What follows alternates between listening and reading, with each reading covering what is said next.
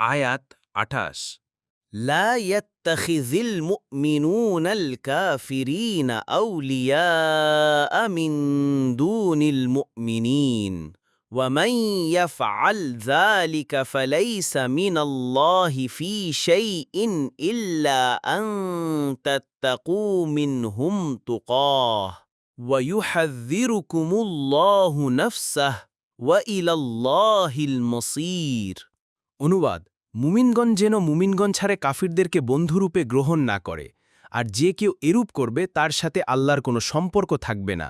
তবে ব্যতিক্রম, যদি তোমরা তাদের নিকট থেকে আত্মরক্ষার জন্য সতর্কতা অবলম্বন করো, আর আল্লাহ তার নিজের সম্বন্ধী তোমাদেরকে সাবধান করেছেন, এবং আল্লাহর দিকেই প্রত্যাবর্তন। তাফসির ১। কোনো কাফেরের সাথে আন্তরিক বন্ধুত্ব ও ভালোবাসা কোনো অবস্থাতেই জায়েজ নয়। এই আয়াতে কাফেরদের সাথে বন্ধুত্বপূর্ণ সম্পর্ক, মুসলিমদের কোনো ব্যাপারে সাহায্য সহযোগিতার চুক্তি করার ব্যাপারে নিষেধ করা হয়েছে, এবং এ ব্যাপারে হুঁশিয়ারি উচ্চারণ করে বলা হয়েছে যে কেউ সেটা করবে তার সাথে আল্লাহর সম্পর্ক নষ্ট হয়ে যাবে, আল্লাহর দিনে তার কোনো অংশ থাকবে না। কেননা কাফেরদের সাথে বন্ধুত্বপূর্ণ সম্পর্ক ঈমানের সাথে একত্রিতভাবে থাকতে পারে না। ঈমান তো শুধু আল্লাহ ও আল্লাহর বন্ধু মুমিনদের সাথে সম্পর্ক রাখতে বলে, যারা আল্লাহর দ্বীন প্রতিষ্ঠা করে এবং আল্লাহর শত্রুদের সাথে জিহাদ করে।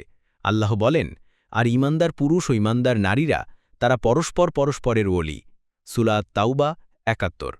সুতরাং কেউ যদি ঈমানদারদের ব্যতীত এমন কাফেরদেরকে বন্ধু বানায় যারা আল্লাহর নূরকে নিভিয়ে দিতে চায় এবং তার বন্ধুদেরকে বিপদে ফেলতে চায়, তাহলে সে মুমিনদের গণ্ডি থেকে বের হয়ে কাফেরদের গণ্ডীভুক্ত হবে।